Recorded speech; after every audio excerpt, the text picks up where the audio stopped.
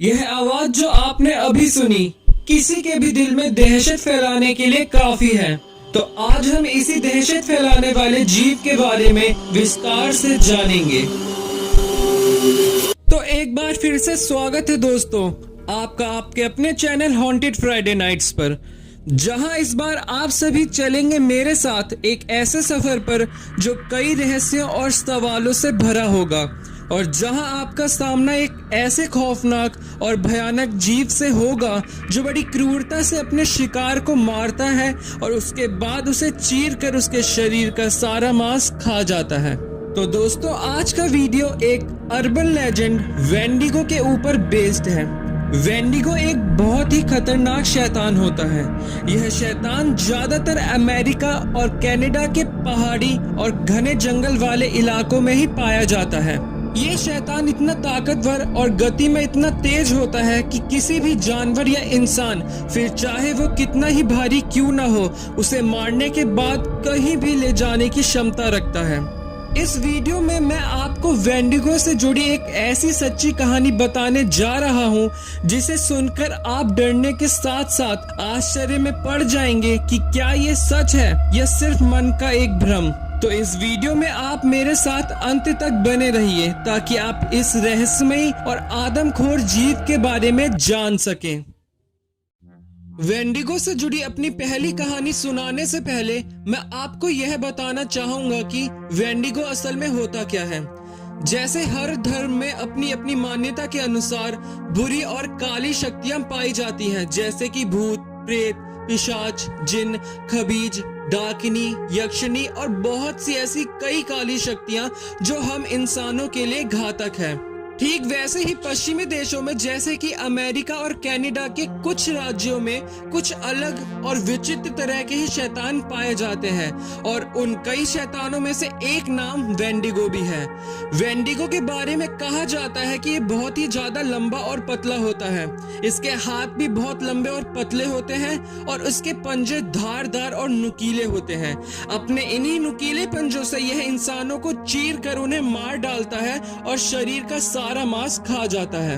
Wendigo के बारे में यह भी कहा जाता है कि इस शैतान की भूख कभी भी नहीं मिटती है, बल्कि यह जितना ज्यादा खाता है उतना ही ये खूंखार होता जाता है। वेंडिगो अपने शिकार को फंसाने के लिए अलग अलग तरह की आवाजें निकालने में भी माहिर होता है। यह आपको आपके परिवार के किसी भी सदस्य की आवाज में अपने पास बुलाता है, और जैसे ही आप इसके पास जाते हैं ये आपको मारकर आपको पूरा खा जाता है। आज तक जिन लोगों ने भी वेंडिगो को देखे जाने का दावा किया है, उनके अनुसार यह लंबा, पतला और बड़े नुकीले पंजों वाला होता है, और इसका सिर किसी भयानक शैतानी हिरण के जैसा होता है, और बाकी ढांचा इंसानों की तरह ही होता है। हालांकि ये जीव 2 और 4 पैर दोनों तरह से ही चल और भाग सकता है। तो दोस्तों यह थी कुछ अहम जानकारी वेंडिगो के विषय में, और अब मैं आपको वेंडिगो से ही जुड़ी अपनी पहली सच्ची कहानी सुनाने जा रहा हूँ। तो दोस्तों यह जो घटना मैं आपको सुनाने जा रहा हूँ वो माइलो नाम के एक शख्स के साथ घटी थी, जो कि अमेरिका के रहने वाले हैं, और उन्होंने अपने साथ घटी इस घटना को रेडिट पर शेयर किया था। तो आगे की कहानी मैं आपको माइलो के पॉइंट ऑफ व्यू से ही बताऊंगा। मेरा नाम माइलो है, और आज मैं आपको अपने साथ घटी एक बहुत ही भयानक और सच्ची घटना के बारे में बताने जा रहा हूँ, क्योंकि मुझे लगता है उस घटना में मेरा सामना एक वेंडिगो से हुआ था।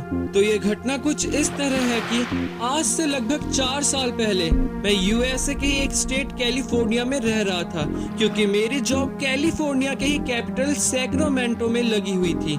इसलिए मुझे ना चाहते हुए भी मजबूरन उसी शहर में रहना पड़ रहा था, क्योंकि इस शहर की आबादी इतनी ज्यादा है कि यहाँ किसी के भी मानसिक स्वास्थ्य पर असर पड़ सकता है, और यही चीज मेरे साथ पिछले 3 सालों से हो रही थी।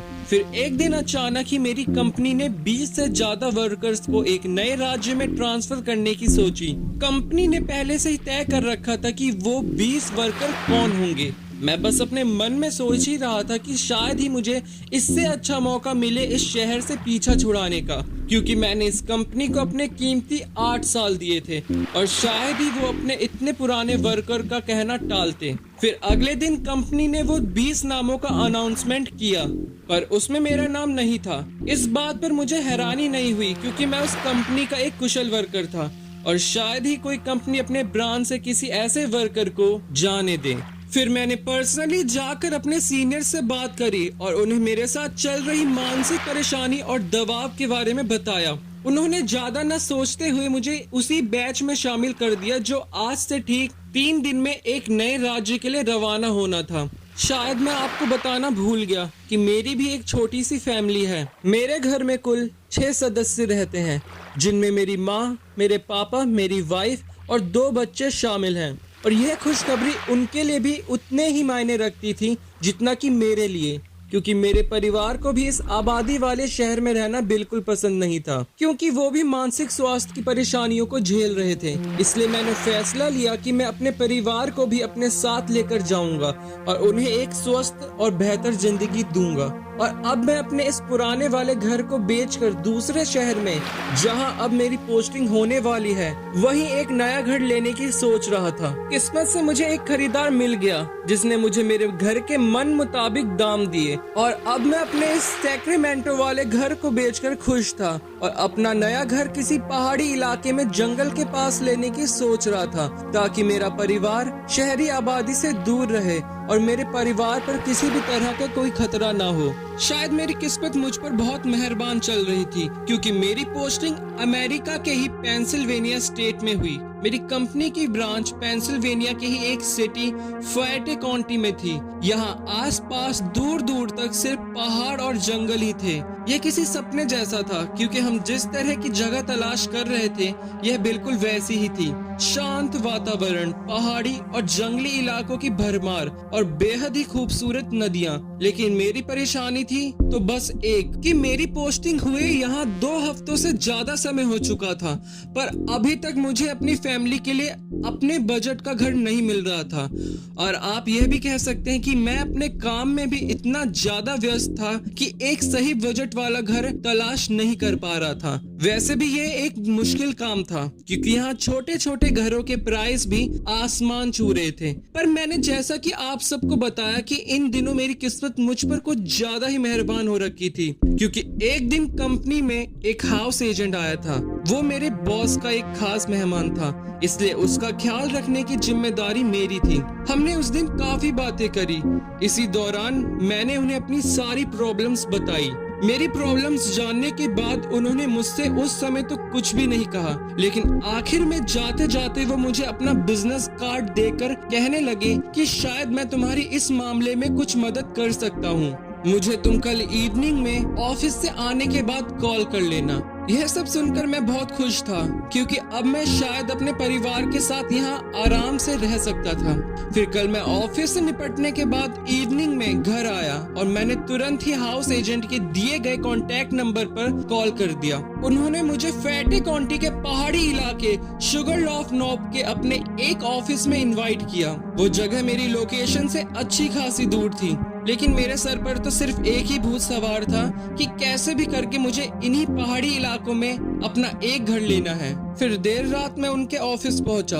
उस समय रात के 9 बज रहे थे। वैसे तो ये कोई घर दिखाने का सही समय नहीं था, लेकिन शायद वो हाउस एजेंट कल या परसों में किसी खास काम से दूसरे शहर जाने वाला था। मुझे लगा शायद यही वजह होगी जो उन्होंने मुझे इस समय घर देखने बुलाया होगा। लेकिन मैं आपको एक बहुत ही महत्वपूर्ण बात बताना भूल गया कि जब मैं हाउस एजेंट से मिलने जा रहा था तो रास्ते में सुगरलॉफ नॉब वाले इलाके में एंटर करते ही मुझे किसी विचित्र ही जानवर की आवाज सुनाई पड़ी। यह आवाज इतनी ज्यादा भयानक और खौफनाक थी कि मैं तो एक बार को अपना कंट्रोल गाड़ी पर से ही खो बैठा था। फिर मैंने खुद को संभाला और ये तसल्ली दी कि मैं तो यहाँ बिल्कुल नया हूँ, शायद होगा कोई इसी क्षेत्र का जंगली जानवर या कोई भेड़िया। फिर मैं वापस अपने रास्ते की तरफ तेजी से बढ़ने लगा कि तभी अचानक मुझे ऐसा एहसास हुआ कि शायद कोई मेरी गाड़ी के साथ साथ भाग रहा था और मेरे देखते ही देखते वो बिजली की स्पीड से गायब हो गया। मुश्किल से ही 5 मिनट और आगे बढ़ा होऊंगा कि मेरी गाड़ी की छत पर कोई चीज जोर से आकर गिरी। मैं तो मानो कुछ देर के लिए सुन सा पड़ गया था। फिर भी मैंने हिम्मत करके गाड़ी से उतरकर छत की तरफ देखा तो मेरे पैर जहाँ थे वहीं जमे रह गए। वो किसी बड़े जानवर के शरीर का आधा हिस्सा था जो मेरी कार के छत पर पड़ा था और उसमें से खून टपक रहा था। मैं कुछ भी सोचने समझने की स्थिति में नहीं था। मुझे तो बस कैसे भी करके वहां से निकलना था और उस एजेंट के ऑफिस पहुंचना था। थोड़ी देर बाद ऑफिस पहुंचा और उस हाउस एजेंट से मिला। हालांकि मैंने उन्हें रास्ते में अपने साथ हुई इस घटना के बारे में कुछ भी नहीं बताया, लेकिन उन्होंने मेरी कार की छत देख ली थी जिस पर थोड़ा खून लगा हुआ था।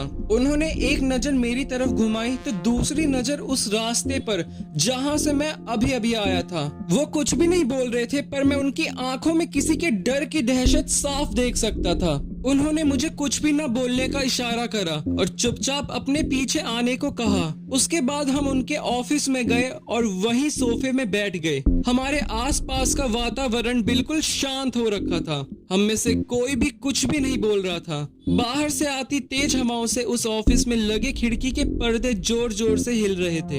इतने में अचानक से ही वो हाउस एजेंट मुझे दबी हुई सी आवाज में सॉरी बोलने लगा। वो कहने लगा कि शायद मैंने तुम्हें इस समय यहाँ बुलाकर बहुत बड़ी गलती कर दी है। मैं इतने में कुछ समझ पाता और उस हाउस एजेंट को कुछ बोल पाता, इतने में अचानक से मुझे सड़े हुए मांस की बहुत तेज बदबू आने लगी। शायद ये बदबू मुझे रास्ते में पहले भी आई थी, इस हाउस एजेंट के घर से 5 किलोमीटर पहले, पर मैंने इसे नजरअंदाज कर दिया था यह सोचकर कि शायद कोई जंगली जानवर मर गया होगा और यह उसी चीज की गंध होगी, पर शायद ऐसा नहीं था। मैं यह सब सोच ही रहा था कि इतने में ही बाहर से गाड़ी के कांच टूटने की जोरदार आवाज आई। यह आवाज इतनी जोरदार थी कि मानो कोई छोटा ब्लास्ट हुआ हो। मैं फौरन बाहर जाने के लिए सोफे से उठा ही था कि उस हाउस एजेंट ने मेरा हाथ पकड़ लिया और मुझे बाहर बिल्कुल भी नहीं जाने का इशारा करा। तभी मैंने एक चीज नोटिस करी कि उस हाउस एजेंट की आंखों में सिर्फ दहशत ही नहीं बल्कि एक ऐसा खौफ का साया था जो मैंने आज से पहले कभी भी किसी की आंखों में नहीं देखा था। वो मेरे से रिक्वेस्ट करने लगा कि मैं दरवाजा खोलकर बिल्कुल भी बाहर ना जाऊं और वो जो बताना चाहता है उसे सुनूं। मैंने ऐसा ही करा।